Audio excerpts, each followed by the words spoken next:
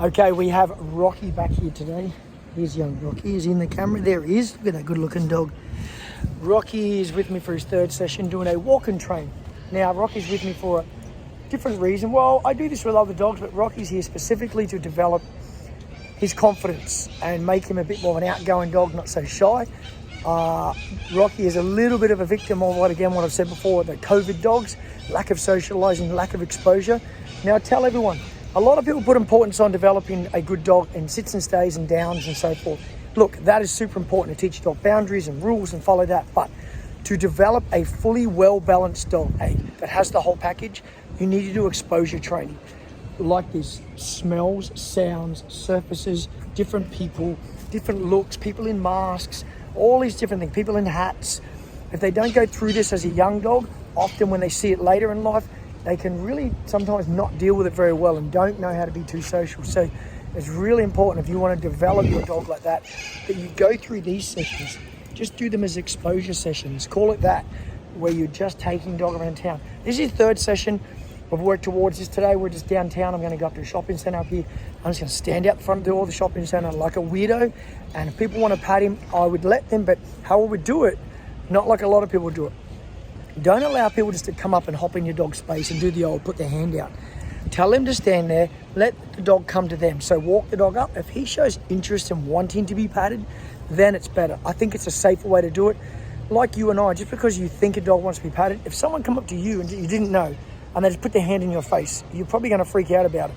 Dogs are no different. So I think the old school method of putting the hand out is probably, there's better ways, there's safer, mainly with this dog. Different dogs, okay, you can do it different ways, but this dog and this temperament, we need to let him do it at his own pace, so we are comfortable that he is comfortable. So let's go for a walk and find some people and let him experience. Let's go, Rocky. Come on, bud. Good boy. There's no obedience here. I'm not telling him sits and stays. I'm letting Rocky really just look and experience, become chilled. This is nice. Nice and relaxed, mouth open, no teeth chattering, a little bit looking back there, someone behind him. See that? We want Rocky to get comfortable with someone behind him. He's not even used to that, and we have to work on that, okay? So the more of that he does, the better he'll get, because he'll realise there's no threat. Dogs shouldn't be bothered too much by someone walking behind him, so we need to do it more. Nice body language. I want a confident dog, nice bouncy step. Don't want the ears right back. You know, you want him just feeling pretty good. We're really watching his body language. Let's go, bud. You can see, just different sounds, cars, things like that. He needs more of. Think of guide dogs, think of any assistance dogs. This is done a lot. We need to develop this dog into a more confident dog. He's not scared of the world. The world's not against you, bud. Let's go, buddy. That's good. If he shows interest in another person, let him show interest like that.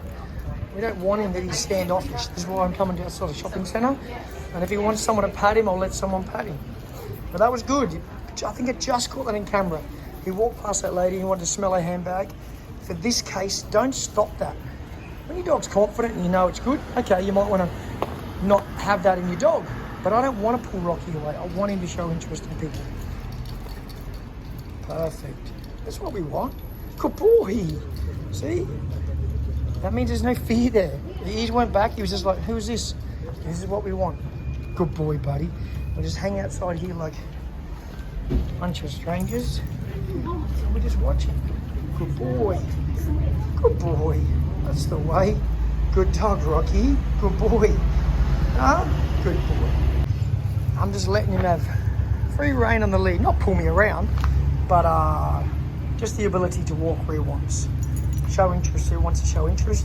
I'm obviously watching him. If I see any real fear in him and someone making him uncomfortable, I'm going to take him away. I don't want him to be scared, and I don't want someone to potentially be bitten. I don't think he's going to bite anyone, but you always be cautious and you never be complacent with dogs. Dogs can be reactive very quickly. So far, he's great. Good boy. And the ears go forward like that, show an interest. I don't want the ears to go back. You may get that with an owner where the dog sort of doesn't fear you but respects you, but I don't want him to see a person and his ears to go down, a pin against his head every time, and sort of body language go down. I don't want that body language. I want confident where he stands tall and he's interested in seeing what's happening in the world. Okay? Hanging outside a shopping centre. Weirdos, aren't we? Good boy, buddy. Another thing I also try to do with Rocky, if someone wants to pat him, I try to give him a piece of food out of my pouch so he associates positivity with anybody he meets. That's a really good thing, but he hasn't gone to a food drive today and he's a bit shy to take it off people, so we don't bother about it. We don't force it, but a pat's good. His owner was telling me today she did something really good. She was on the beach. I think it was a beach, and there was like a wedding party there. And Rocky got a bit uncomfortable with the bride and groom. Probably would have been just the big dress and things like that, dogs get put off. So she did something really, really good, which is she went back past the bride and groom again 3 or 4 times to try and teach him it's okay. People's often, and I use this term a bit, which is like a knee-jerk reaction. Dog gets scared, so they go, quick, take the dog away from what's scaring it. No, I don't believe that's the correct way to do it. Within reason, we don't want the dog terrified, but if the dog's nervous, you need to get the dog comfortable around an environment. So you actually need to try and keep it there and expose it in a nice way. So teach people, if they want to come and pat your dog, let him come and pat your dog, and let him sit there and watch and just take in the world like he's doing now. Let him take in the world. What may not freak you out as a person often can make a dog uncomfortable. Could be the way someone walks, it could be what they wear. I think we've all had it happen. I have with dogs. It's really weird what can make them uncomfortable. So the more he sees at this age, the better. Even if he's nervous, we get him used to it and get him realizing there's no need to be scared. So remember what the owner did? If your dog does do that, don't have that reaction, take it away.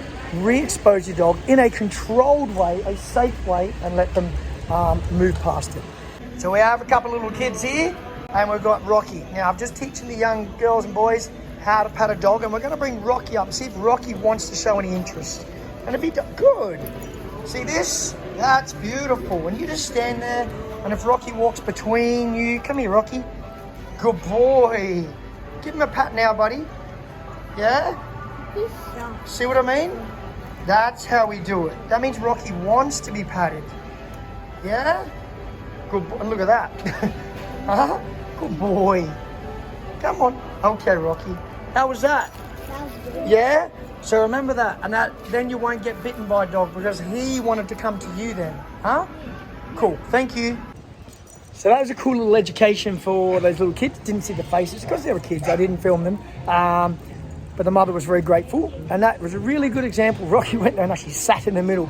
He wasn't overly excited, but he was fine. A dog's not going to go and sit in the middle of 2 children if they don't want to be patted. It's like, think about humans. You're not going to go and jump in the middle of a crowd of people you don't know if you're not comfortable. So it's a really good way. And then, even then, just pat the dog gently. Kids and people, but particularly kids, they don't have to put their face down near the dog. Be aware of that. It's there's a lot of old school sort of methods. I'm getting wet. Old school methods around, and I don't think there's a need to put your face down at all. Keep your face up. Not that people are never going to be bitten, but at least then if someone is bitten by a dog, it's on a hand or an arm, not a face. But that was a really cool little interaction. That was a great little session for Rocky today. I think you went amazing. I'm getting wet, so we'll probably call it there soon. But that was cool. Hope you guys enjoyed it. Don't forget, tag, let your friends know, share, subscribe, like. I really appreciate it. And I'll keep bringing new videos. Hope you got something out of this for your dogs. And I'll see you real soon. Bye.